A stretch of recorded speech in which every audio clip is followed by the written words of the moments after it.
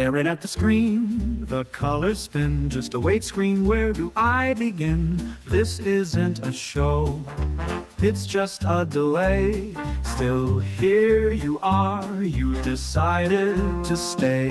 It's not a movie, ain't no special guest, just a wait screen, not the very best. Yet you're glued, anticipation's high for the stream to start.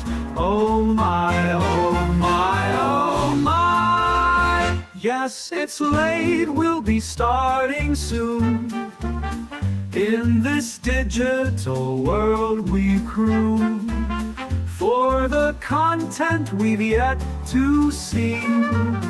On a wait screen, stuck in reverie.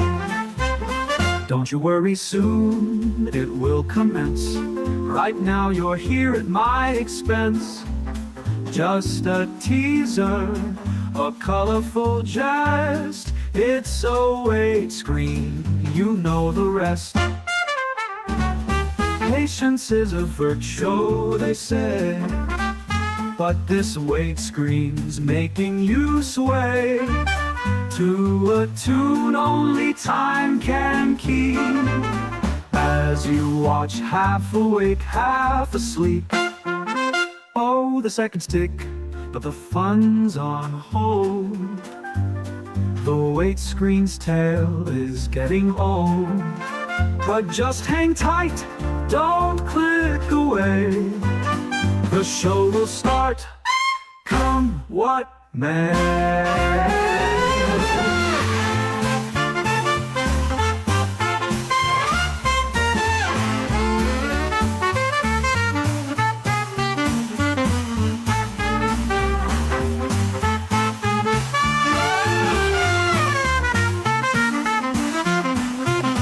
Don't you worry, soon it will commence.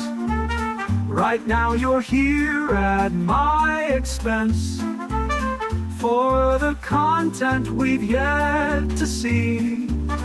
On a wait screen, stuck in reverie. Don't you worry, soon it will commence. Right now you're here at my expense. Just a teaser, a colorful jest. It's a wait screen, you know the rest. Don't you worry, soon it will commence. Right now you're here at my expense. Just a teaser, a colorful jest. It's a wait screen, you know the rest. Patience is a virtue, so they say, but this wait screen's making you sway to a tune only time can keep. As you watch, half awake, half asleep. Oh, the seconds tick, but the fun's on hold. The wait screen's tale is getting old. But just hang tight, don't click away. The show will start, come what may.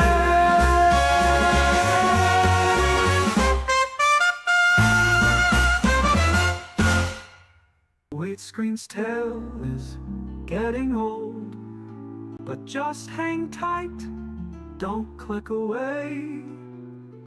The show will start, come what may. Staring at the screen, the colors spin. Just a wait screen, where do I begin? This isn't a show, it's just a delay. Still here you are, you decided to stay. It's not a movie, ain't no special guest. Just a wait screen, not the very best. Yet you're glued, anticipation's high for Grim to start. Oh my, yes, it's wait screen, we'll be starting late. In this digital world that we create for the content we've yet to see. On a wait screen, stuck in reverie. Don't you worry, soon it will commence. Right now you're here at my expense. Just a teaser, a colorful jest. It's a wait screen, you know the rest. Don't you worry, soon it will commence. Right now you're here at my expense. Just a teaser, a colorful jest. It's always screen, you know the rest. Don't you worry, soon it will commence. Right now you're here at my expense. Just a teaser, a colorful jest. It's always screen, you know the rest.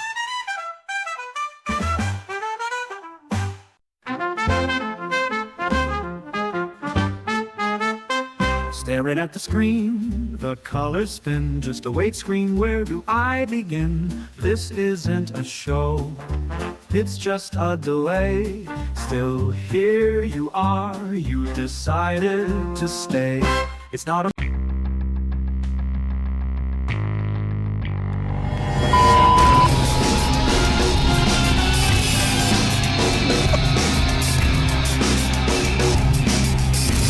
how that's I'm so confused right now. yeah, why did it hit both intros? we had a bit like we're gonna do where we're like, hey, we're a day late. Hey, welcome to Grim After Dark, by the way. John, joined by Danny and Dickie. I'm John, your friendly neighborhood host of the longest running, most apathetic podcast in 40Kdom. But no, we had like a whole bit we were gonna do here, like, cause we're a day late. We can't do only hands this week because of prior commitments. Short. I am fleeing the country on Sunday morning. Oh, At like 3 a.m. and Dickie is a tournament. And Danny enjoys remaining married, so we won't be only handsing. So we're like, we're gonna do something special today. We're gonna get away from the barrage of negativity that is the 40K community and life in general. I mean, let's be pretty honest right now. And go for a little bit of class, a little classic action. We're gonna get ourselves some mob rules today. Yeah, just a little, just because, you know, it's not the video, but Danny, this song still gets me hyped. It's so great. It's just the best. Where really. I'm just almost like, you know, fuck Grim. We're just gonna go back to the deck. You know, one of those was easy, and the other one is very labor intensive. They're both fairly labor intensive, and the same shitty quality. So, you know, hey, look, yeah, for sure. But this time we have a desk. Like, that's the important thing with this one here. So, like, that's where it goes. Hey, welcome Mob Rules. We're doing a special episode this week. This is semi-serious. And kind of we're in the future going to do smaller Mob Rules segments with serious kind of gaming stuff. But this is just kind of like the full hour of just what we're talking about. This is something this was something that was suggested by Danny. But in true Mob Rules fashion. Thanks, John. Before we begin, we just have to do something here real quick. The world. Oh, no, we got to do something real quick. The following content does not constitute legal advice. It is important to consult a qualified attorney for specific legal guidance tailored to your situation. Remember, this segment is for informational purposes only and should not be relied upon as legal counsel. Furthermore, laws vary by jurisdiction and can change over time. Always seek professional legal advice before making any decisions based on information obtained here.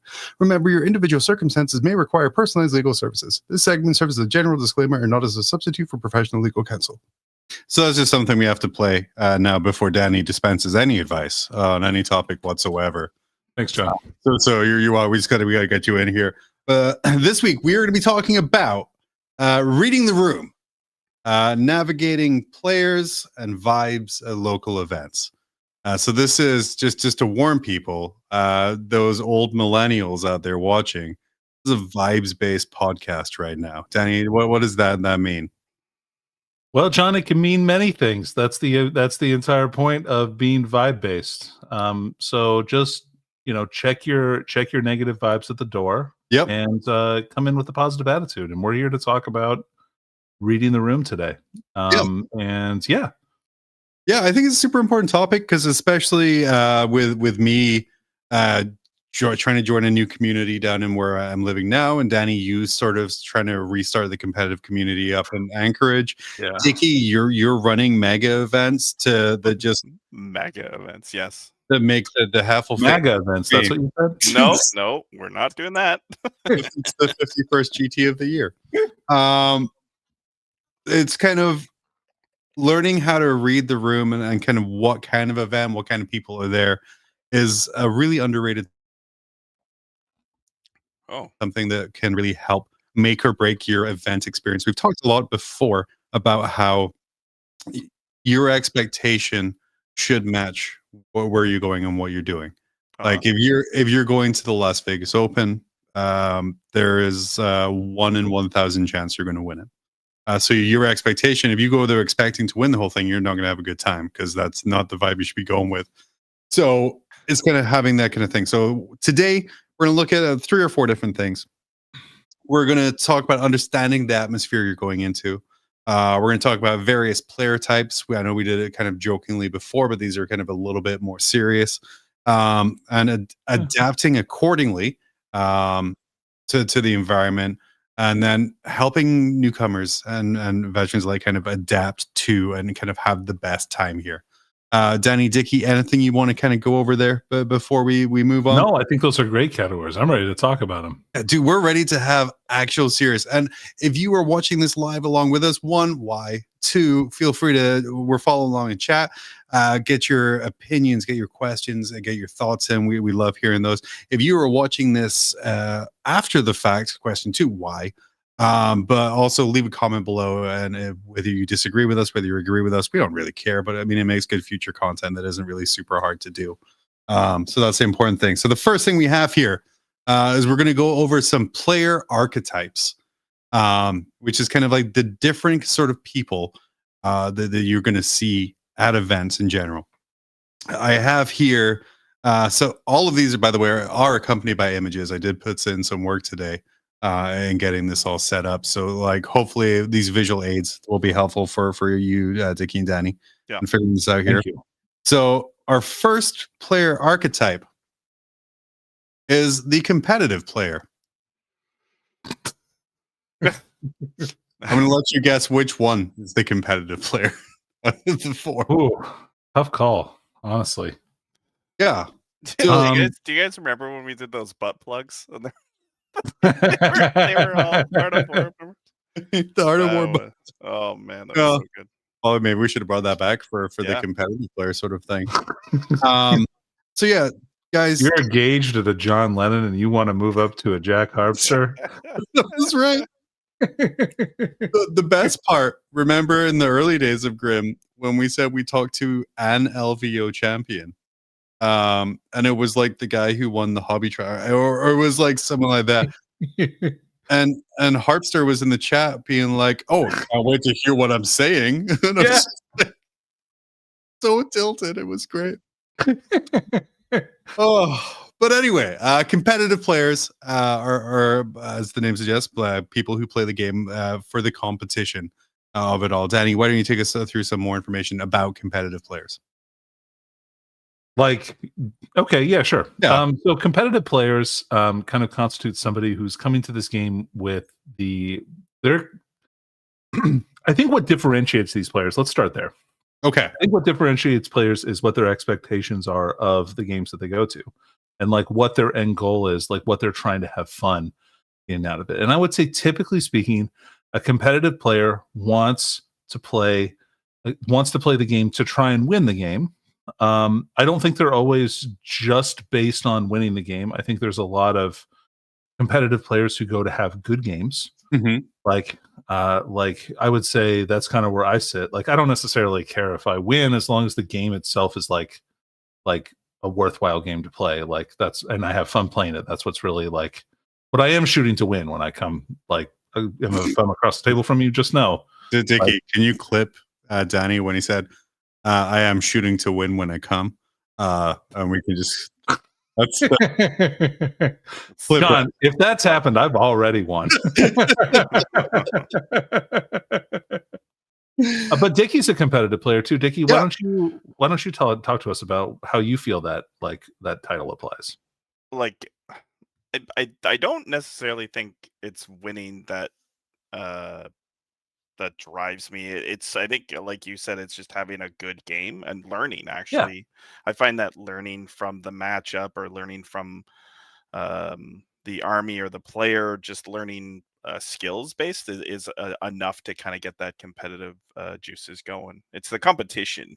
Yeah. I never want a player to like lay down in front of me. I find that like right. not a super engaging game. Dickie But likes to yeah, eat his prey live. is Yeah. what yeah, Yeah. I like the hunt. I like the hunt. Yeah. With an H. No, competitive players, like you guys said here, really focused on the strategy of the game and kind of what their next moves are going to be. Really focused on winning and like Dickie said, improving as well. Mhm. I think that is like an undercalled aspect of being a competitive player is kind of that constant drive to improve. So when you're sort of playing a game, if you lose or if something bad happens, you want to know why that happened, how you can stop that happening again, and adjustments sort of from there. Sure. And then this note I have here. They're going to be pretty intense at the table, Yeah. but also pretty respectful. And that's sort of like the combo there. So when you're paired against, they should be pretty respectful. I should Yes. say. Yeah. In an idyllic situation, they're going to be respectful. They're going to have a good handle on social cues. Like those are things that I think that sometimes all 40K players have Mhm. issues with.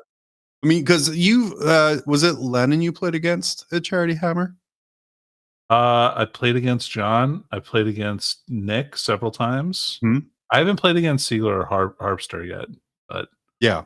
And would you say that's kind of like how those games went, like when you're observing them playing, that they're just pretty intense and kind of zoned in about what they would do? Well, I guess more Lennon than what depends on how late you played Nick. Like they're Yeah.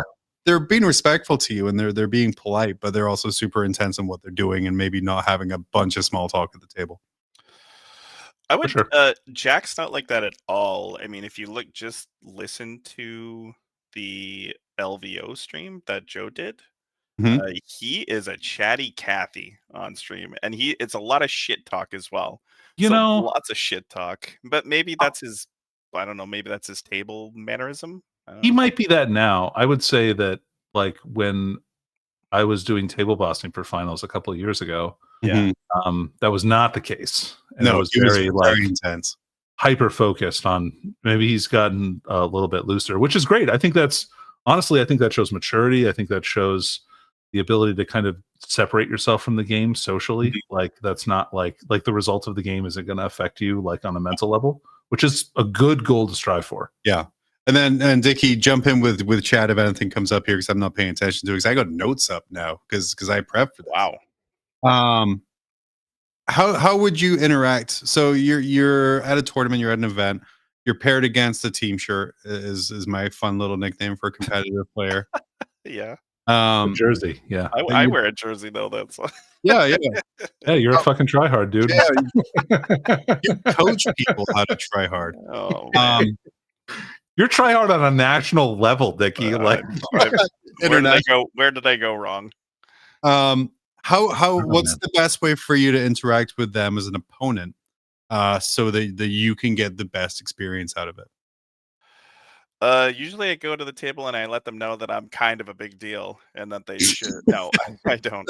good move. Good I have a move. shirt that says that. Yeah. Yeah, I Use usually business just card. I'm pretty like jovial and cordial at the table. Like I'm joking around and I try to make the person comfortable. Not Danny though. I really feed That's him true. the gut punches when I see him. All he does is try to make me uncomfortable at the Yeah, table. Actually, like he'll touch me like on my shoulders Oh mentally. yeah, a lot of like weird Well, Under the aggressive table, stuff. like Yeah. footsie stuff. Like it's very off-putting, and it throws me off my game, which is good. I mean, Yeah. if he's achieving the goal that he wants. I am. Touching your shoulders. cordial. I tend to try to joke a lot, and I really that's ask them about their army, and like I comment on their paint job, and tell them like how great something looks. I usually find something I really like, and Mhm. I just try to, I guess, break the ice is probably the best nice. word. And then from there, we'll just kind of go through the normal rhythm of like talking about combos or watch out for this and things Mhm. like that with Mhm. armies, and kind of So move. for me, when I'm playing this year, and this is going to sound really weird, like I don't do this all the time, but I do. But I try and keep the game tight, Yeah. because they're going to be holding themselves to the very kind of letter of the rule set, and that's their expectation for it. So I need to be tighter in those games and make sure that I am doing things like, hey, I am on this objective, or kind of like little things like that there.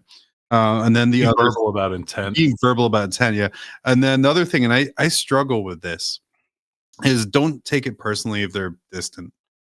Yeah. A lot of jerseys, like I said, they're hyper focused. They're focusing on what they're doing, and you can come away from that experience like, man, he was a little dick at the table. It's like it wasn't. He was just focused on what he was doing and things. Not everyone can be like Dickie and be jovial and a world-beating competitive drawing player. Um, I'm not, but yes, well, I added for Canada for WTC. I added that you drew. So that we do like the tie. Yeah, that's our like thing. the tie. Yeah. Um, I like Yeah. the John, total unknown. Well, not total I'm just kidding. Can walk into LVO, play a member of Team Canada, Yeah. and trash them in the first round. Dickie, do you have any response to that? We already went over this, Danny, when Yeah, you weren't here. we did. Oh, sorry, my bad. the public wants to know. They want to know how John is so good. I think that just came down to from the conversation that John had and the conversation that had with Dom, is that Mhm. the dice were really great for John, and he just couldn't Really get over the bad. armor. Yeah, he Yeah. couldn't get over the armor, and he tried to keep the game tight, but then just kind of pulled away. So yeah. It got to the point there was a round I made literally all of my saves. That then- sucks. And then Yeah, the that's- next round, I just charged every war dog onto his line. And there's really not much you can do at that point. So and those games happen. What if Yeah. I played a skew army and rolled really good? Good luck, Yeah, guys. That's why playing Custodes is so off-putting sometimes, because sometimes they just roll force, and it's like, oh, okay. It's the Micah special, Danny. Remember that? Oh my god, I can't believe my Hive Tyrant only made 75% of his 4+ invulnerable saves. Yeah. Fucking You should have bullshit. made more. Yeah. You're complaining. So You only moving made half this time. You only should make half. Like, to the most frustrating thing. Oh, Micah also won several $1,000s on slot machines in Vegas because he just has that yeah, dude, what the fuck? again. But The anyway, luckiest man I've ever seen in my life. well, moving on away from the competitive player, we've got another player archetype we're going to talk about here. This is the casual player. Yeah, classic. Oh, yeah. The finest, the single finest profile pictures I could get on a Facebook. Why do all the casual players, by the way, have the no open shirts? And I never even got one, and I produced the whole fucking thing. Because I bought one, Dickie. You're not going to get shit for I free. supported the cause too. I have a hat. I think I have objective markers somewhere, maybe. I have don't objective know. markers too. I do have objective markers as well. Yeah. You But anyway, guys- Yep. Casual players. I kind of put myself in this category right now. They're here for kind of the fun and the hobby. They're not really concerned with optimizing an army. I would say as a casual player, and that's why I firmly put myself in that category. I am slightly moving away from that with Knights right now, so I'm kind of cross player type. But sort of that's kind of the thing. They're for the fun of it. They're for the interaction of it. And if their army isn't optimized, that's fine. Danny, thoughts on the casual? Yeah. Well, actually, I'm going to turn this around back on you because I have a question for you. Yeah. So you said that when you play competitive players, you play more tightly, right? Yeah. Like you're a lot more tight. Do you loosen up against the casual player? So against the Are casual, we talking like just for reference? Are we talking like this is competitive? Like this is casual, like I think competitive when, casual. when I'm playing against a competitive player, when I say playing it tight, I mean I am declaring intent with the majority of things that I'm doing. The Yeah. conversations I'm doing are very and that's sort of what I mean by, so there's no, oh shit, can I go back? This guy was on here. He must have been nice, or things like that. Like, and when I'm rolling dice against a competitive player, it is in one specific space that they can see, or like in a dice tray. Whereas, if it's in a more casual, like friendlier experience game, I might just pick up my opponent's dice and roll those for like things like that. You bastard. Yeah, no, You're that guy. You love it when I do that. But that's getting good, knowing from the thing. So playing it tight isn't necessarily, oh sweet, I'm not playing against a jersey. I can just forget all my rules. Sure. Just Conveniently. only when it benefits me, of course. I don't know if you qualify for this category, John, if you're going to play like that. Gamey bastard is what it sounds I'm like. a gamey bastard. I'm like I said, I'm moving out of this category just kind of based off. I'm like 90% locked in to go to Dickie's GT in Toronto, and I'm already thinking of how like I can optimize a list, which is a weird mindset for me. So I've never really been in, but it's interesting. It's new. But Dickie, you were going to say? Yeah. So I've actually had a different experience with casual players. I found casual players' lists are friggin' nails because they're going to Art of War or they're looking up the next greatest Innes Wilson, the no Blood Angel list or whatever the hell. And they're going to a GT and they're like, their list you're looking at going, Jesus Christ, what is this thing? So the casual player is actually hard to identify if you're just looking at list. It's pretty easy when they deploy with their first turn, though. Sure. Because like here's the deal: is they bought a manual car, but they only know how to drive automatic. Yeah, they only know how to. So I don't know. For me, it's tough, and I I get what he's trying to say. I mean, yeah. For me, it's I try to treat everyone to the same degree. Like I have habits. I like game table habits. You guys probably have the exact same kind of habits, and I try to verbalize as much as I can, and I try to have as much fun as possible. So I don't know. Maybe I'm a bit of a chameleon when it comes to being a competitive player. Maybe they can't gauge if I'm a competitive player or not. I wonder if that's possible. Now, Dickie, yeah, I would look at you and I would not think competitive player. Yeah, I would think that guy's really friendly. Like if we started talking at the table and that kind of stuff, if you started making moves on the first turn, actually, I probably need to see you deploy stuff to like really kind of understand like where your head's at, or if you have questions about my army. That's where I kind of help to identify. I'm gonna be honest, Danny. I'm a World Eater player right now, so no matter how I deploy, it's generally on the line somewhere. So you're not getting a lot from my deployment. Either back line or front line, depending. But how would you guys how would you play against a narrative of a casual player? Like what's kind of your go-to? If I'm being honest, John, yep. I actually try and play a even tighter game against a casual player than I do a competitive player. And I know that sounds like weird. So that means you can be looser and cheat more against better players. Yeah. Correct, 100%. John. And that really helps to bridge the skill gap between them and me. Yeah. Absolutely. No, I'm just kidding. But like, honestly, so I feel like I have I have to have integrity when I play against people who like aren't probably as good at the game as I do. And so I really try and explain all my decisions and like why I'm moving this, because a lot of times I feel like when I'm playing competitive people, I often will get the benefit of the doubt. Yeah. If I didn't verbalize like one thing I said I'm doing, because it's like, of course you would do that. Everyone would do that. Like you'd be silly not to do that. Yeah. Whereas I feel like casual players are more often of the mindset that they're going to probably try and like, oh, if you forget it, you forgot it. And like, we're not going back and that kind of stuff. Like no take back seems more like usually a casual thing than a competitive thing to me. I swear to God, I love it when someone pulls that on me. No take backs? Yeah, no, yeah. Because I'm like, okay, it's going to be this kind of game. Oh, dude. Yeah. It's like, all right. I can adjust. I've never had a player kind of read me the rules at the beginning and just go like no takes backs. Like we are playing it Usually, honestly. I've found when I'm playing people, like I'll be like, "Oh shit, I forgot to burn this objective. Do you mind if I burn this now?" Yeah. And they're like, "No, dude, it's kind of it's an event." And you're like, "Okay." And like for me, that switches a little, Yeah. like little switch in my head where I'm like, "Okay, I'm going to fucking destroy you now." The CUNT. I now have switch. permission to be an asshole. Yeah, yeah, Yeah. yeah.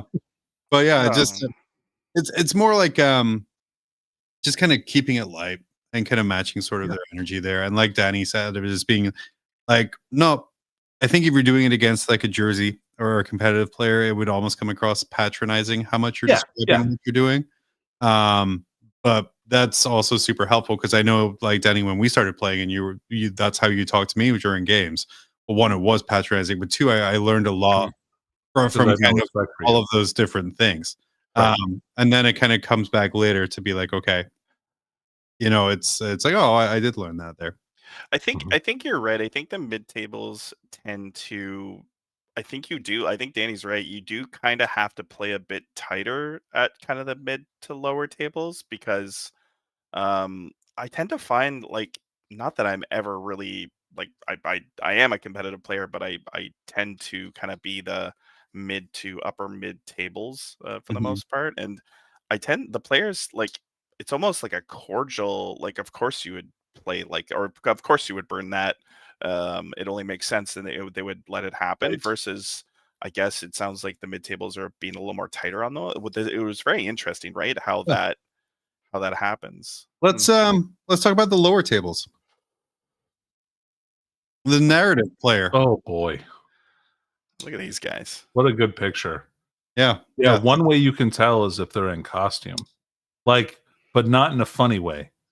In In like in a really scary, ironic way. I'm this character from this fascist game. Yeah. Okay. Yeah. Yeah, narrative players strongly invested in storytelling. Mhm. Their armies are very narratively and storily thematic. Yeah. But generally probably bad in the game. Yes. How do you approach these games? Because guys, you're coming in and you're obviously at a certain skill level. Your armies are maybe slightly optimized. Yeah. Drawn against a narrative player. Like, how do you make that an enjoyable experience for both of you? Because obviously you're not going to lose. But again, how do you make it an enjoyable experience? For me, I try and inject humor, and that usually works pretty well. I talk like first of all, just so everyone knows, if you ever play a game against me, I'm very derogatory towards my own models. Oh. I call them idiots a lot. Like Mhm. I'm very mean to them, but I'll be even meaner to them if I'm playing against a narrative player. Like I'll admonish them for rolling well, or that kind of thing. Like, just why do you have to do that? And I often find myself when I'm playing against a narrative player apologizing a lot, like because of the way that my army works or whatever. Like, hey, I'm sorry, that sucks. I know this army is kind of broke dick. Like, sorry about that. If I'm playing that kind of an army, but I try and make it a good game. Mhm. But I also make sure I get that W. Yeah, baby. I actually dislike the narrative player process. I find I have to do a lot more rules work. Yeah, that's fair. Maybe they're not as tight on, say, the pile in and consolidate mechanic or things like that. What was that? So they've spent thousands of hours reading Black Library and Yeah. constructing personal lore for their lists Uh-huh. and hundreds of hours on Named their all their on the guys. board, Yeah.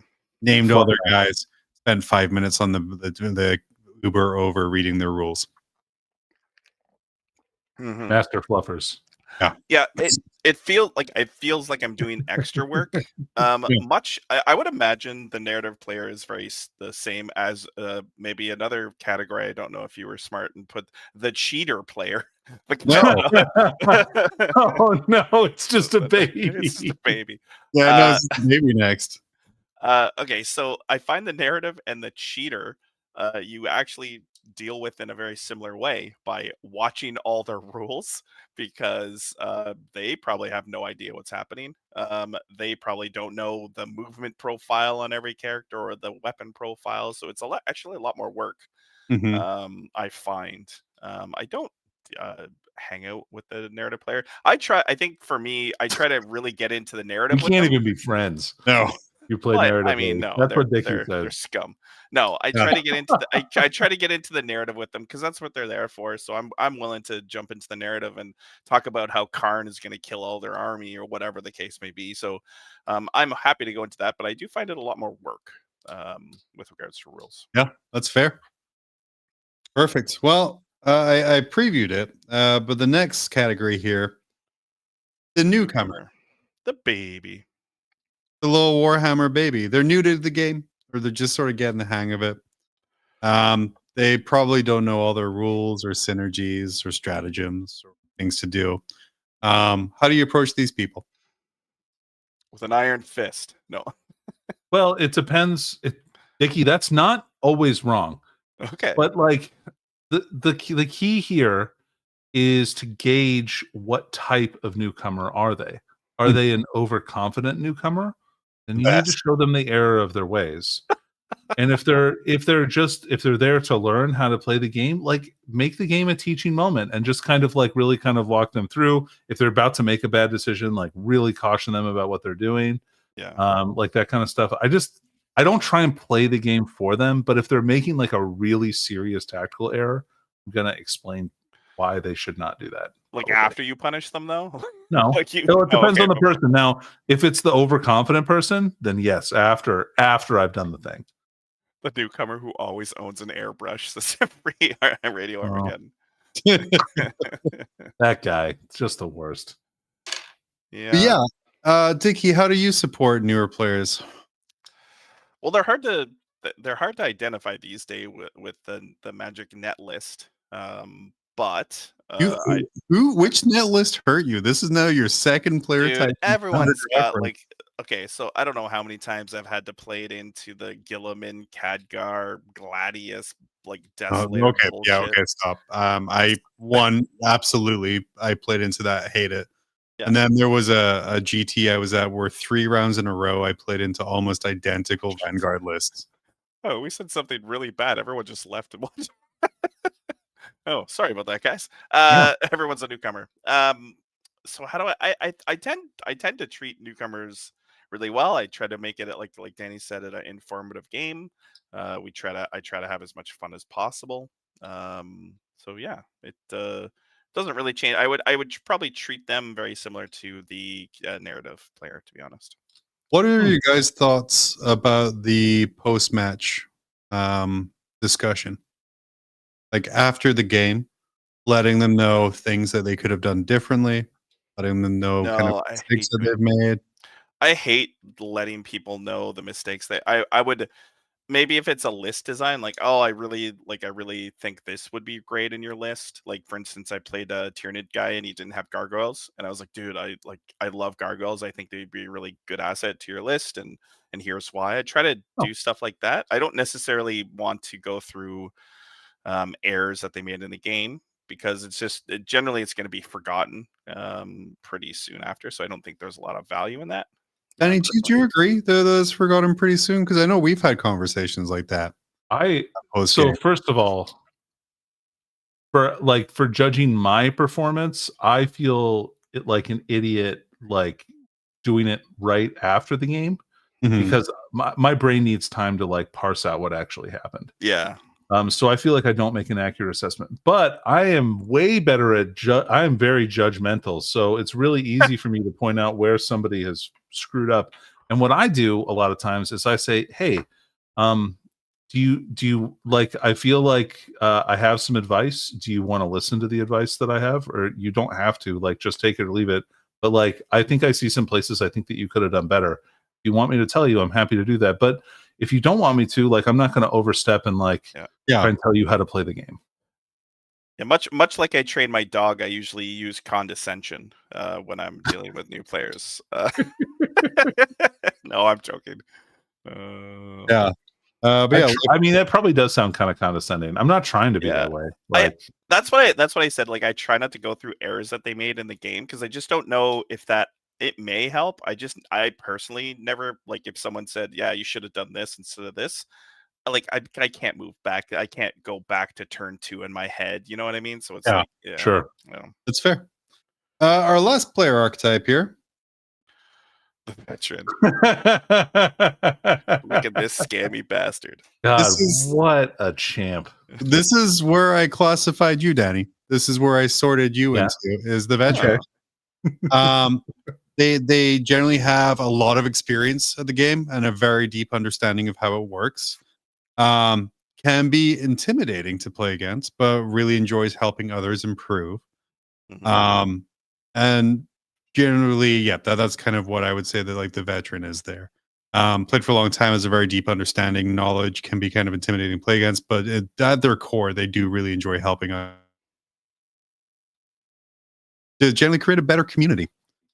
It's really Thoughts? important. I think you can kind of apply, like, this isn't necessary, like, and I feel like this is probably in part applicable to any of these different categories. I think you can have combinations of these, right? Mhm. Like, you can have a veteran casual player, you can have a veteran new, well, you can have a veteran newbie. That's kind of an oxymoron. But yeah, you could have a veteran competitive player, something like that. Like, I think that you have some options here. Like, you could even have a veteran master fluffer, and like it's all available here. Yeah. Now, I think that somebody like this can potentially provide guidance to people in the community, that kind of thing. I think that's good. I mean, I myself have been playing Warhammer for like way too long. And people probably don't want to listen to my bullshit, but I'm old and they're going to hear me anyway. Yeah. So I'm because you underestimate how opinionated I am. Yeah. We have an interesting with this new veteran player thing. We actually have players, believe it or not, that predominantly play this game via TTS. And Sure. during COVID, we actually had, like, for Team Canada and other teams, I would imagine, we had veteran TTS brand new tabletop players, which Sure. was a really interesting dynamic because they understand the game. They've just never, like, sat down, painted or built models for it, and they also have never, like, played on the table as well, like the actual table. So that was really interesting. So they were overconfident newbies that, like, knew the rules, which is really interesting and there were some, like, fantastic players that Yeah, no, I bet. showed from that. I will say though, like this is kind of like the broad categories I split players into. And it's really important, I feel, to recognize what kind of player you're playing against. Because that allows you to adjust how you're going to play and kind of how you're going to interact. Because like Danny said, like a new player you're gonna interact different than a casual player or a competitive player. And much to Danny, what you said as well, there's switch hitters, there's duels and combos. Like right now, I would put myself as like casual competitive, like kind of like right on the cusp in between the two. And like Danny, you said probably like veteran competitive, right? Would be where you would put yourself? Probably. I'd say that's probably more where I'm at. Yeah. So kind of like realizing who you're playing is kind of the best way to kind of get the vibe of your opponent there. We're going to switch up a little bit here, but by popular demand. Before we do that, we have a little commercial break. Oh. Earl Hagen was a legend. In 1960, he whistled his way into Hollywood and into our hearts.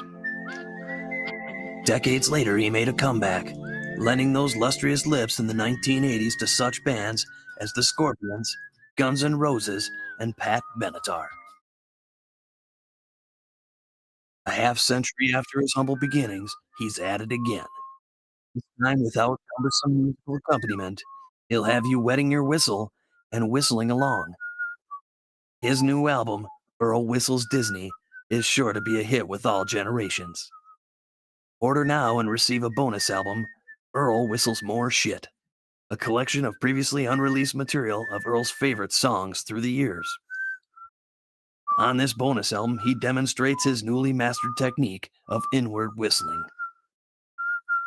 Order yours today on compact disc or double-length cassette. Also available at fine retailers such as Walgreens, CVS, and participating Sam Goody stores. Earl Whistles Disney. Buy it today.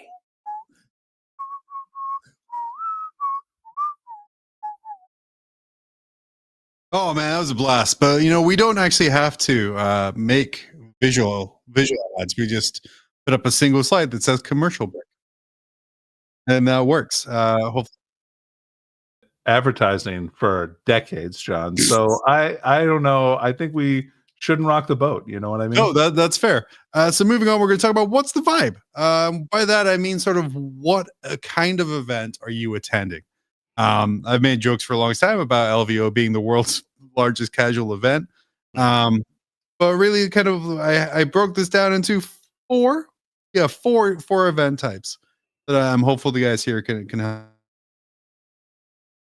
So first off, we have the competitive event. Ironically, I used a picture of LVO. Danny, I think we're in that hall somewhere. That's 2018. Oh, nice. Back at Bally's, the Superior Casino. I'll be honest. I did like it there better. I think just the location being close to the strip like that, and also Blue Ribbon Chicken being open was a superior combination. It was. But yeah, so competitive events, fast paced, can be pretty high pressure. The focus is on the game. Sometimes there's not like a lot of small talk and everything involved.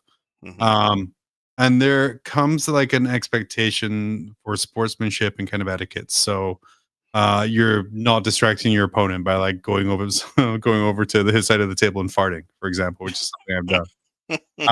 Yeah, it's really not cool, dude. I mean, I've asked you not to do that many times. You're maybe using chess clocks to keep time to add to like the fairness factor. Guys, break down the competitive tournament vibe for me. Okay. I think you'll see more people taking like means to make their games go more quickly. Like they have more movement trays, more like accoutrements, more tokens, Clocks. like John is holding up, and like dice trays and stuff like that. Because a lot of the people that go to like these big competitive events or competitive events in general, there's a lot of travel that happens for people to come to these. So it's not just people who are local. You're probably looking at people from not your local meta, which may make it more or less exciting to you to go to an event like that. Yeah. I will say that is the draw for me. And I was very fortunate LVO to play against 6 people from 6 different places that I had never played. Cool. Anywhere really cool that they came from? Well, there was 2 Canadians. Was really cool. Okay. And then my memory is that of a 42-year-old man. So I don't remember the rest, but yeah, Colorado was one. Oh, okay. So yeah, and then I imagine just a lot of great people from all across the place. So it's one of the benefits there. Nice. But you're right about those gaming aids. They're usually going to come with neoprene markers, their tokens, their dice roller, their tray, like all these kinds of stuff. Designed to really speed up the game is kind of where it is. Dickie. Yeah. Usually the players are there to win, or the goal is to win, I guess, at day one, and that goal could be dashed at any point during the event. But people are taking it pretty seriously, so it's kind of expected that you take it seriously as well. Next up, the casual event. God, I love Phil. Phil, yeah. He's so happy, dude, all the time, and like but I can see the pain in his eyes right here. Actually, he lost a lot of weight. That is not pain in his eye. That's heavily sponsored. Yeah, that's Army Painter eyes. That's Army Painter. And this photo was actually from this year's LVO friendly. Nice. So yeah, tell me about casual events. Well, what an interesting like combination of things. An event or a tournament that is also at the same time casual. So to me, I think you have to come into this with a certain expectation that maybe everyone's not going to be as casual as you are. And just be aware of that. And so setting those kinds of expectations out ahead of time. Because I know for all our local events right now, for the vast majority of local events are themed to be casual, right? But that doesn't stop people from bringing, broke dick shit, the best stuff that they can to these events. So Nothing says casual like Star Shatter Legion. Right. Yeah. Which I did play against at the last escalation tournament, because of course I did. And so I think some of these people need this outlet, right? And maybe they're taking it. They're these hard listed casual event. Anyway, just be really cognizant that your equation of what casual is may not match up to what other people have decided or the events as a whole, and just be prepared to kind of address that. I think. For me, casual events, rounds are usually longer. Points vary. There's no competitive events, usually 2,000 points per and that kind of rules. Casual events, usually smaller points, usually longer rounds. And then prize support is generally not tied to finish your record position or your record. Is tied to who has the coolest unit painted, who lasted the long, just stupid stuff like that. Or what if it's just a raffle, John? Is that casual? That's pretty casual. Dude, that is a deep 10-year-old reference that exactly me, you, and Josh Neal in chat understand. I wasn't talking about AKBB 2014. What I was talking about, well, it said that was 2014. It was. Jesus Christ. Yeah, dude, that was 10 years ago. But that's how a lot of casual events, I feel distribute prize support. Yeah. My favorite thing about AKBB, Alaska Battle Brothers 2014, I spent exactly $7 on raffle tickets and won, I think, about $700 worth of stuff. Oh, Jesus Christ. To the point where the raffle organizer was legitimately upset. The people who bought more tickets didn't win stuff, and I kept on winning things. The breaks, man. That's what happens when you do a raffle. I got a lot of prize support at that tournament. A lot of prize support at that tournament. I can complain about those bullshit energy barriers that moved every turn. Dickie, casual tournament. Another thing of a casual tournament. This kind of goes more on to the next one here. The narrative tournament. Or a narrative event. I don't know. AK Battle Brothers 2014 had 25 tables, I think, Danny, right? It was 20 tables or something around there. Each one was different. Each one had different rules. There was one, the center of the board was blocked by an energy shield that randomly moved every turn. Right. Yeah, every table had their own special rules. And its own terrain and own weird thing that happened. But the missions were random. Okay, so my only interaction with the narrative is I think I walked into my local Games Workshop store and I noticed that there was a long table and multitudes of eye-watering amount of people playing on either side. And one side it looked like it was a chaos army, and then the other side it was a space marine / guard / whatever. And it looked like organized chaos. from one side was chaos, so there was organized space marines. It was both chaos based on I don't know whose turn it was. No one had any idea who was rolling dice. It was one of my favorite GW store memories was from 25 years ago, where there was an apocalypse game. One of the reasons it was one of my favorite memories is because we all set up and they pushed all 3 tables together. So it was 12 foot wide by 4 foot. And we all set up and deployed, and then we all did our movement and shooting, and then all right, we'll be back in an hour. And then one half of the table just left because there's nothing you can do really for that hour. As opposed to watching people move. So we went and got lunch and came back, and then they were finishing up their movement. So dumb. Um, I wonder why that game system never got off the ground. so yeah, these events are more inclusive. I would feel. Yeah, for newcomers, they're lenient with rules. They make up their own rules. Yeah. And they're all in service to not. The goal of these events isn't winning and losing, which is a hard thing for people to sort of come to terms with. The goal of these events is to serve the story that some DM has created in their head. Like to have a beautiful game, right? Yeah. Like, and I personally, I don't enjoy them. I've talked about it before in the show. I hate beauty in all its forms. I played a narrative game and it was very thematic. It was orcs charging against a battle line, but the battle line had like 8,000 points of free fortifications. So all the orcs just died, and like the opponents were just like, well, yeah, that's what would happen if orcs charge this. And I'm like, right. But are you aware how many models I have to move for 12,000 points of orcs? Like it's just not my jam. Counterpoint. Yeah.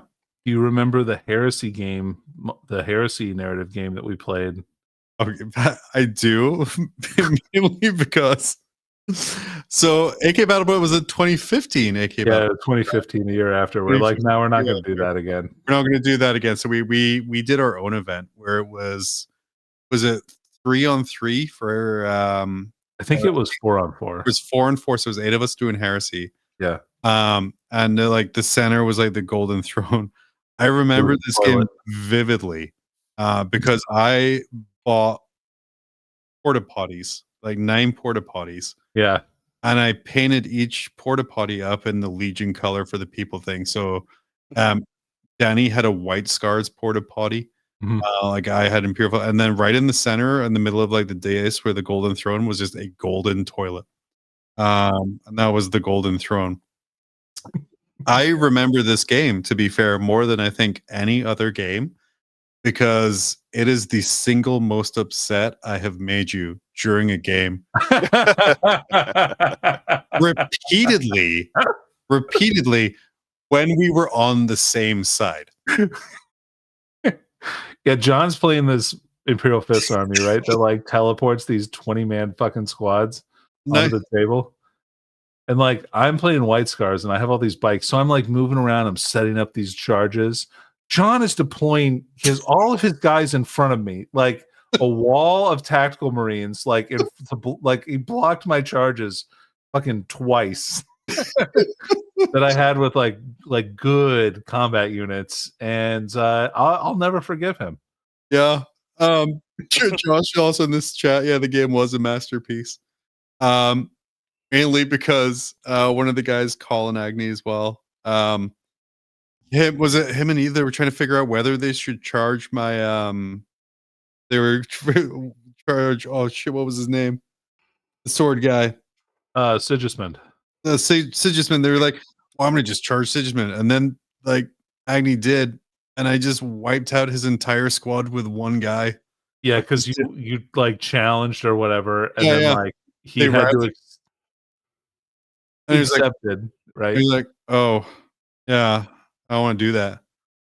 That was a masterpiece. So I guess narrative, and it kind of comes back to what we were talking about vibes, is having the right expectations going in. Was it 40 world eaters who charged in and lost? No, it was a huge amount of world eater. Like it was at least 20, and Karn. Yeah, and then I challenged, and then just terrible fucked him, and he failed his routing test. And that's when you rolled the dice and you ran past him and just wiped out the whole squad. One guy. It was beautiful.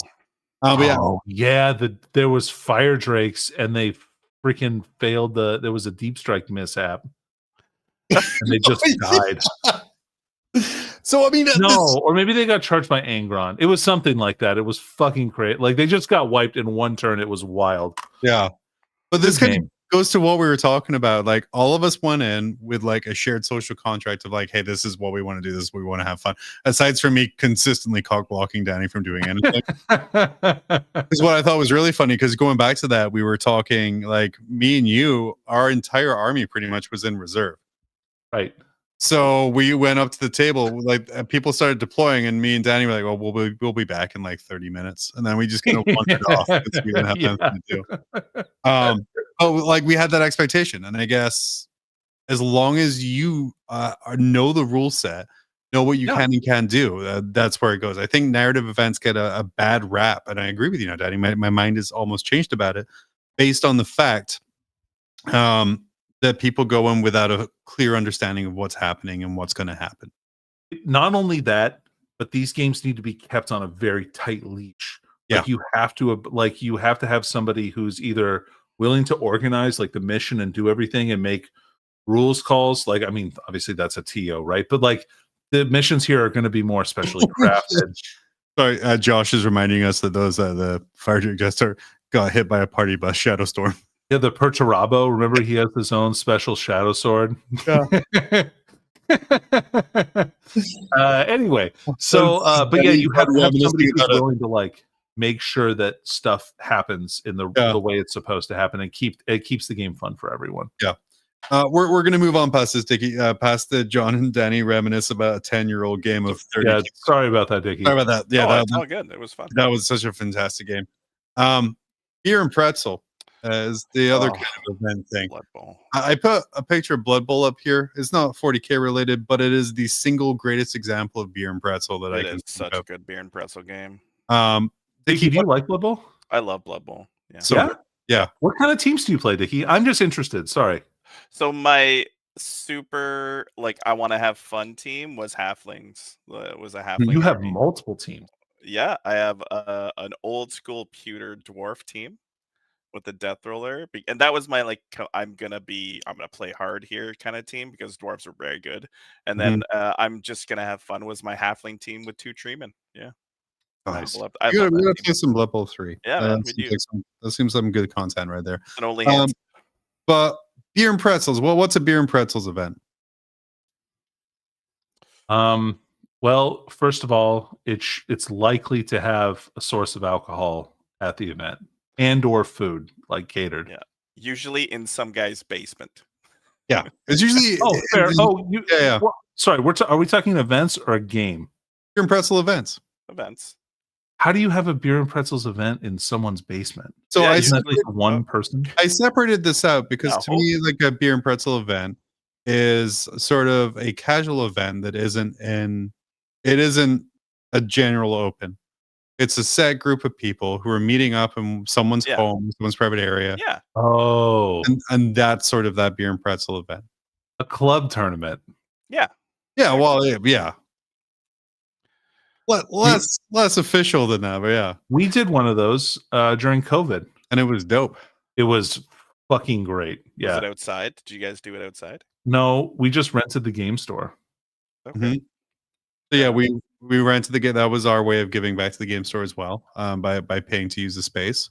And then we just had it was just our team at the time, and it was thing. And so these they're more about relaxed, having fun, and kind of it's less about the game, I would say, and more about the social aspect of it. It's about the camaraderie. Yeah. It's about the stories. So during COVID we did this at a guy's house and we did it outside. So he kind of had a whole bunch of tables in his backyard and garage, and were they 6 feet apart? Everything was 6 feet apart. We all had hand sanitizer. It was he did a great job.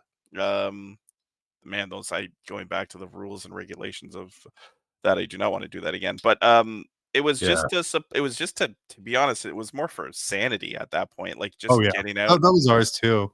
Yeah. We masked the whole time, since we were inside. I mean, not that I don't know that it actually did anything. Exactly. Yeah. Well, moving on from that very quickly. Sorry. No, I just meant being inside like that. Masks that do. Oh, you're gonna have to run that dead Danny legal ad again. God damn it. No, I already ran it at the top. I only have to. Yep, he's only legally required to do it one time. Yeah, that's fair. We will be right back with player etiquette. Have a single wound, a standard bolt gun, having trouble maintaining an acceptable Xenos kill count? only barely over 2 meters tall? Maybe it's time to ask your lieutenant if the Rubicon Primaris is right for you. The Rubicon Primaris is a prescription process that helps you to update that tired look. You may notice an increase in your purging abilities within 2 to 4 hours. You may experience loss of life, additional organs, and a points increase. Do not take the Rubicon if you plan on fitting into rhinos or other traditional vehicles. Rubicon Primaris is not intended for second founding chapters. The Rubicon Primaris is for use on genetically enhanced super soldiers over the age of 800 only. You are encouraged to report negative side effects to your company's apothecary. The Rubicon Primaris. Because sometimes plot armor is just not enough. I mean, we should explain. When we made that ad originally, Primaris could not go in rhinos or draw pods. Yeah. Correct. It's a brave new world we're living in now. But yeah, Sherman forgot about that one. It is a great ad. I feel like I could do it so much better now. Yeah. There's a couple of positive things. We can redo some stuff, especially because we have to update that one for rules, which is bizarre. But now we're going to talk about player etiquette and social dynamics. Mhm. Which is a very complex topic where we're not going to spend a huge amount of time on here. Very complex topic. We're not going to talk. We're not going to. No. Nonverbal cues and body language of your opponent. How do you spot discomfort in your opponent? Pretty easily. Usually they're giving you stink eye. Usually they're pretty grumpy. Sometimes throwing their own models, I would say, is pretty nonverbal. Yeah, those happen.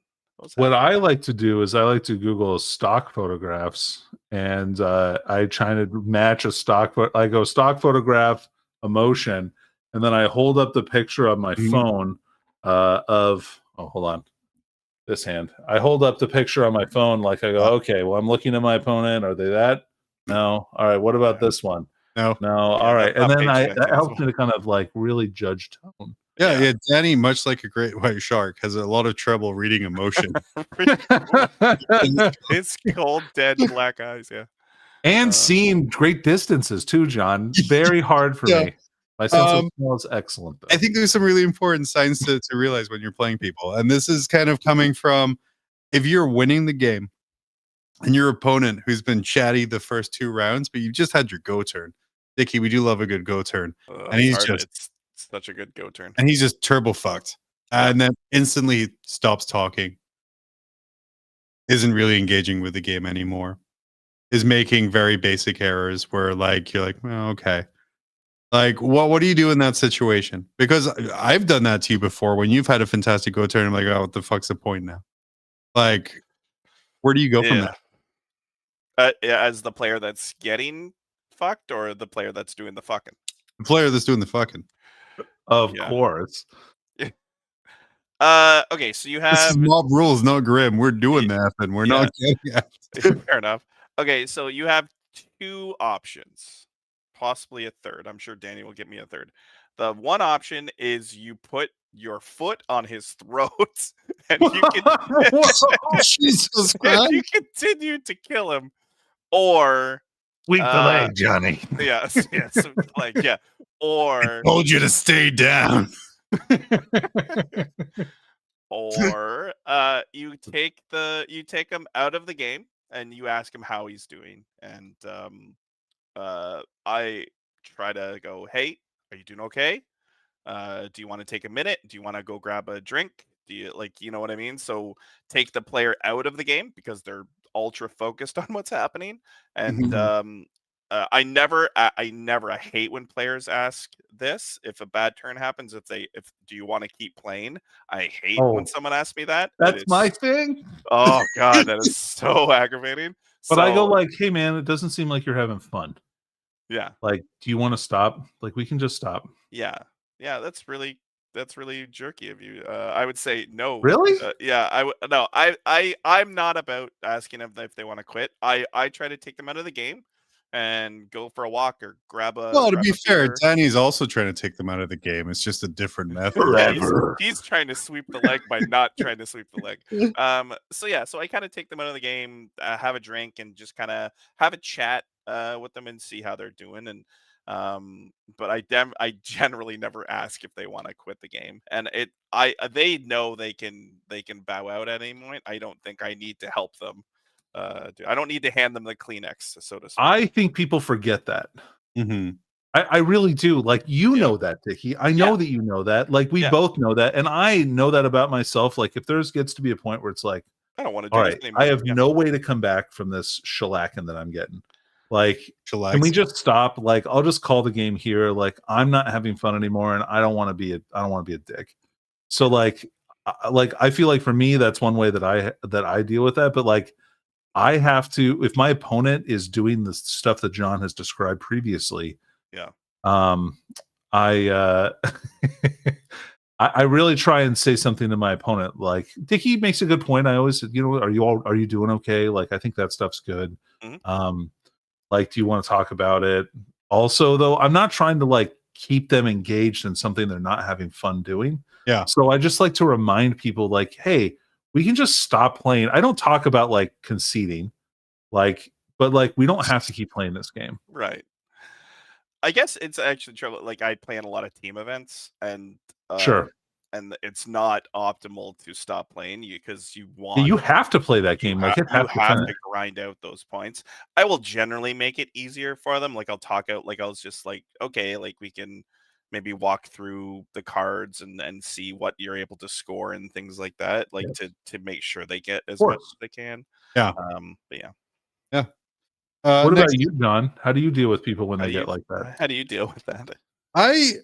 it bums me out a little bit because it's Yeah. kind of it's the nature of the beast and the way the game goes.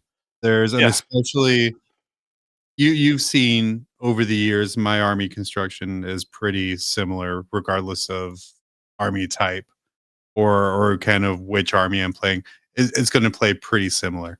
Mhm. I'm going to have a go turn, and whether I win or not, usually a lot of the time is going to depend on whether I go turn correctly. Because I'm an eggs in one basket kind of person, and when my go turns go correctly, oh shit, they go correctly. And that can be really demoralizing Sure. if like I've hung back for 2 turns and you're scoring your points and you're doing your thing and you're grabbing your stuff, and then in one turn I wipe out 1,000 points of your army, 11, Yeah. and that can be pretty demoralizing. I think a lot of it comes down to is stopping that kind of frustration beforehand, and that kind of comes from like a good pre-game conversation of, hey, just so you know, I'm going to be hiding behind walls for a couple of turns, and then, but when I go, I'm going to go, and kind of again setting that expectation there. But you're sort of right. Is kind of pulling them out of the game is really important, because I think what a lot of people forget about 40K and Warhammer, any tabletop game, is it's a 2-player experience. Yeah. It's designed for 2 people to enjoy. No one sat and wrote the rule set for Necromunda and was like, man, one guy's gonna fucking hate this, but the other guy's gonna love, like, no one would play that game. Yeah.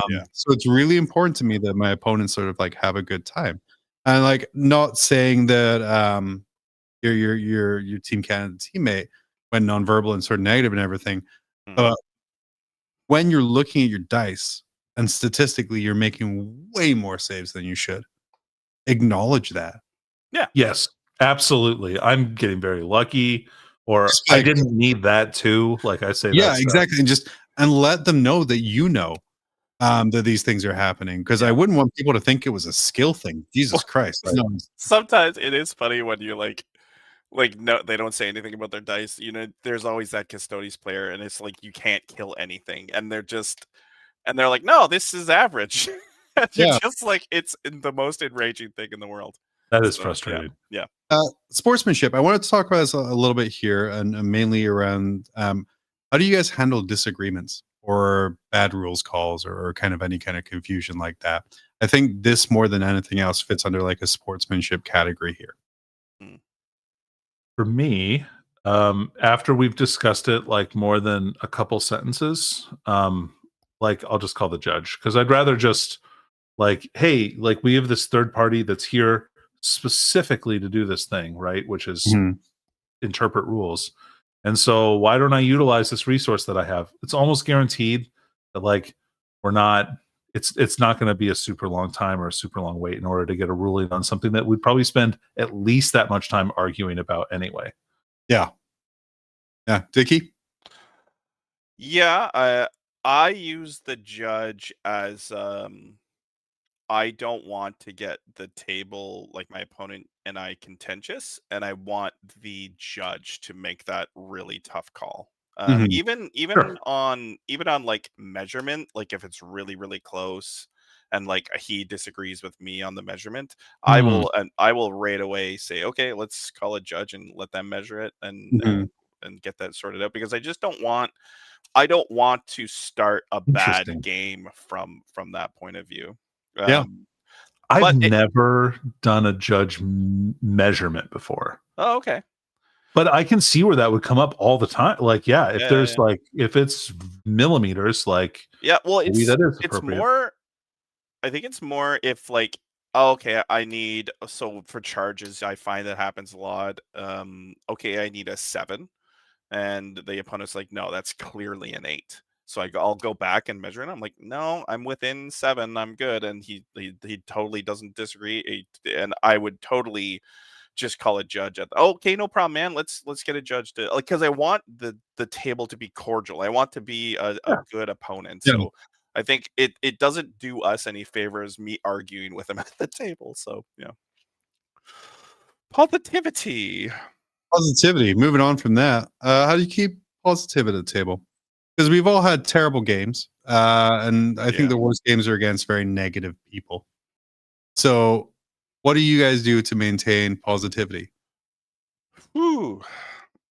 It's hard sometimes. I had a practice game on TTS 2 weeks ago, and was so, like, the game, he was a fine opponent. He did a one thing that was off-putting, and I don't know whether Masturbating. I needed a sandwich, or something. Maybe I needed a snack. I needed a Snickers bar. I was grumpy, because of something that my opponent didn't let me know about, and Mhm. it got me hot under the collar. And honestly, I just said, you know what, man, I don't want to say anything out of turn, because of course it's TTS, and I just said, you know what, dude, I'm like, if it's cool, let's leave the game here and kind of move on, because I wanted to protect that positivity, because I didn't Mhm. want the game to be Wow. in a negative light.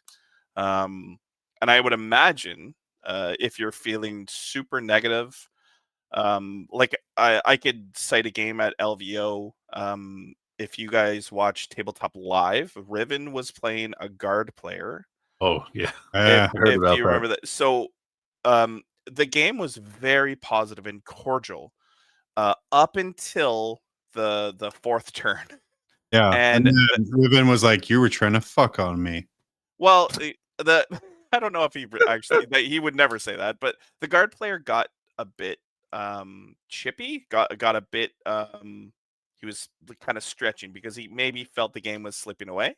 Mhm. So he was really really really playing like, he moved one unit. I counted it. He must have moved the unit 7 or 8 times. Jesus Christ.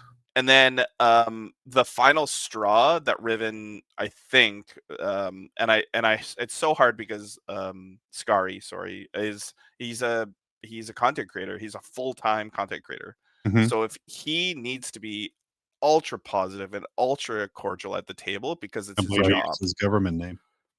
Yeah, that's his real name. You've outed him. I've outed him. So if you want to see how to treat that situation, watch that game.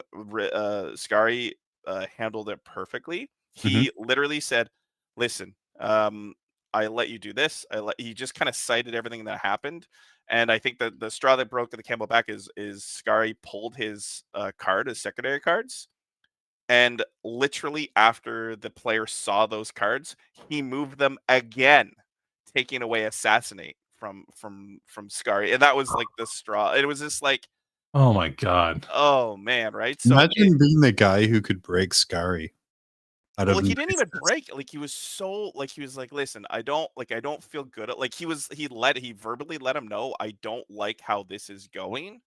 Yeah. And thank goodness the awesome LVO judges caught it and kind of worked through how to positively fix that game. But I think in that I think you can always be positive in a good cordial game. It's in that instance, in a very chippy Mhm. game, that to be positive it's an art form. If you want to see someone do it properly, watch that game. Yeah. Yeah. If it's still up, watch that game.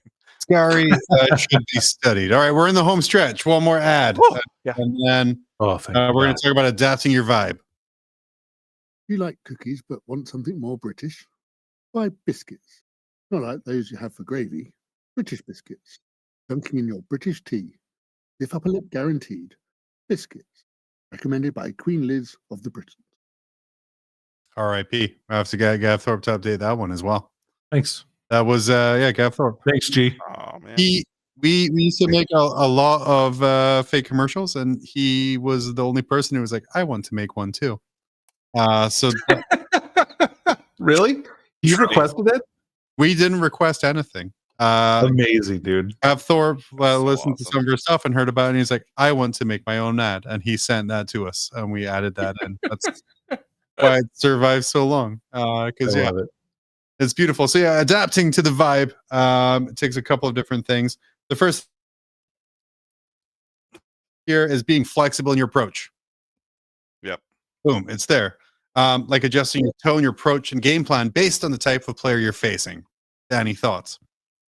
They call me the Iron Rod for good reason, John. Oh dear. Oh dear, I'm Oh, not my. flexible.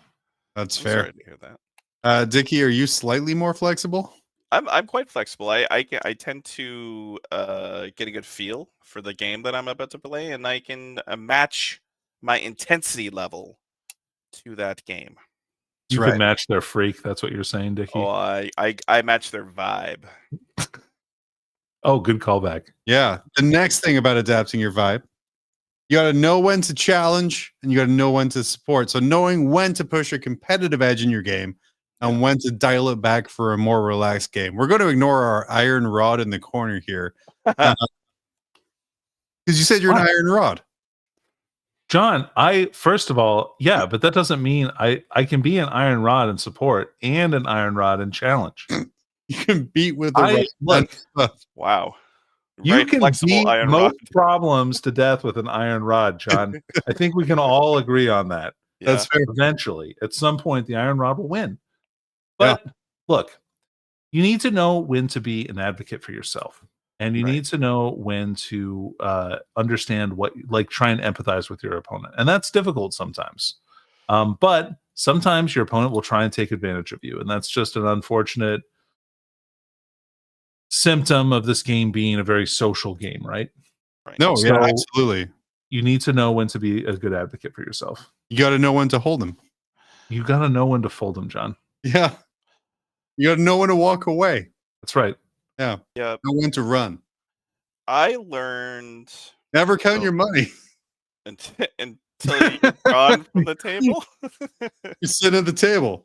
There'll be time enough for counting when the dealing's done. I think Yeah. is the best way to put that. Dickie, you were saying though before I gambled you. It's probably my only karaoke song, by the way. It was really funny. 'cause- Really? Yeah, it's the only song I sing at karaoke. Anyway, I want to go to karaoke with Dickie. That Yeah. sounds rad. that's the only song I would sing. Come to Toronto. So I learned this when to challenge and when to, well, mostly sport, from the late great Jeff Robinson. Jeff was an amazing challenger, and if he didn't like what was happening at the table, he let you know. That's there's very a true. there's a couple stream games from the way back, and he had a dry, brutal sense of humor as well. So there's a couple instances of I actually have a story about this. oh man, go ahead. So I remember my very first LVO. I'm standing a few tables away. I see Jeff Robinson, who's always been like, at that point, like, you know, with competitive 40K kind of up and coming, he was a hero to many. I loved his StarCraft sense and of humor. I whatnot. thought he was great. Yeah. Mhm. Anyway, he's playing, he draws first round at LVO, Aaron Alion, who is well known, not a good reputation as a 40K player, and he's literally yelling at the top of his lungs. The judge, he's like, "Look, man, like, I'm gonna need you to just sit here the whole game, like, and watch this game," like explaining it to the judge because he knows that the game is gonna be fucking dirty. So I just he advocated for himself. He got that judge to sit there the whole game so that he would get a fair game against who was most likely probably an unfair opponent to play. Yeah. Oh man, I can here. Can I finish your story? Because Sure. I talked to that judge, and yeah. So Matt Root, it was the judge. Oh, it's and it was amazing. So he said Jeff put the clock on him while he yelled at Aaron about how much of a piece of shit he was. So and didn't want to say 40K. Tom 40K has changed over the years. Yeah, for the worse. Yeah, for sure. If you can't yell at your opponent that he's a piece of shit on his clock time, what if he is a piece of shit, John? It's important for them to know, and people don't get told that enough. He is a piece of shit, so he probably deserved every second of it. Oh, Oh man. And then we're going to round this off here. Tips for new players. Look, decide what you're going to an event for before you go. Get in that mindset, try and achieve what you're going for, like, and just like, but conceive of that notion before you even walk through the door. Set your expectations accordingly and do your best to achieve them. And be a good person. And I think that if you're doing all of that stuff, like, you're gonna have a good time, and people are gonna think highly of you as a 40K player. Yeah. To tack onto that, for me, on my first event, my goal was to make 3 new friends in the hobby, and had nothing to do with being better at the game or winning the game or anything like that. I just wanted to meet people, first of all, that were better than me at the hobby, because in my opinion, the best way to get better at this game is to play better people constantly. Mm-hmm. I agree. So meet those people, be able to kind of grow and build a relationship, whether it be like going to play them every couple weeks or something like that, is always a good idea. And that will help you learn what army to pick and things like that. I know it's you're kind of going to an event with an army, but even borrow something, like go with a friend and borrow an army just to meet and learn. So yeah. I'm gonna add the only thing that any player should know and do. The golden rule is lose gracefully, win gracefully. Yeah, that's great advice. Don't jump up and down and like point at your opponent when you win and stuff like that. There's times during games I have screamed with joy when I've made a save, but it's never been post game. Yeah. Now, I've celebrated my opponent's failures quite heavily sometimes, and maybe that's not the best way to do that. That's during the game, right? And that's part of this social contract that you guys have. Is you're not doing that with random people. You're doing that with people you know who you have that interaction with, right? KR says lose faster. Everyone appreciates a fast game. Yeah. But yeah, that's my number one piece of advice. No one likes a sore winner. No one likes a sore loser. It's true. It's a dice game. Shit happens. 4-hour games are brutal. It is true. Don't play a 4-hour game. Don't play Be done at 3, regardless of what happens. Yeah. Boys, we did it. I mean, you love to see this, right? Like, this is great. Love the return, love the font, love the purple. Yeah. I had a surprising amount of fun with this today. Yeah. Thank you guys for being so into the discussion. I feel we shared a lot of good advice and also some good reminiscing.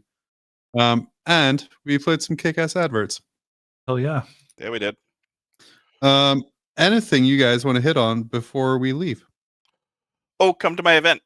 You should go to Dickie's event. Yeah, I can't remember if I put it in the show notes. I'll try to put it in the YouTube notes, the BCP. But John's going to be there.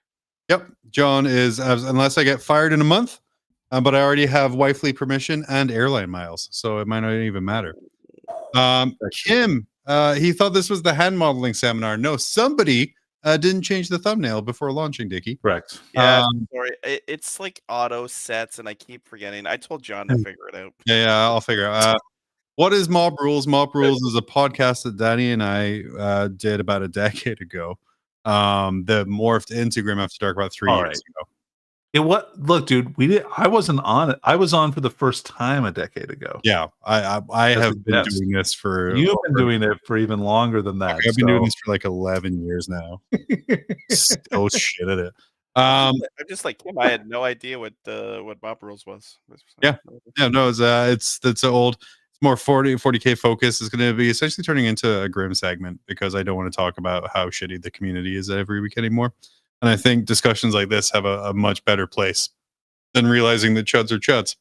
Yeah. We all know that to be true. We all know that to be true. So yeah, let us know in the comments if there's anything you want to hear us talk about. I very much enjoyed talking about that this week. Some updates. Only hands. No, not this Saturday. I'm fleeing the country early Sunday morning. Dickie has a 4-round event. Yeah, I got 4 rounds. He's going to be playing as part of his deal to become part of Team America. And Danny, well, you're going to be their 51st player. I'm not. And then also next Tuesday, I will still be out of the country. So maybe Danny and Dickie come in and do some only hand Tuesday night action. Probably not, knowing Danny. Well, what does that mean? I'm free. Let's make a plan, Dickie. Okay, Yeah, only hands on Tuesday. So it may be a delayed only hands on Tuesday as I explore the beautiful scenery of Costa Rica. They say that if you delay hand stuff, the longer you delay it, like the more satisfying it is. So yeah, and someone's got to initiate it, though. That's the thing. That's going to be on you, Dickie. I'm not an initiator. You're not. You're classically not an initiator. Look, I'm pure take. Well, there's no better way to end this very special episode of Marvel than talking about light hand stuff that you can enjoy with Danny and Dickie next Tuesday. It's not light. It's not light. We are going to head out of here. So 4 Mob Rules, 4 Grim After Dark for only hands, I guess. I've been John. I've been Danny. I've been Dickie. And I'll see you sometime, I guess, if I get back in the country.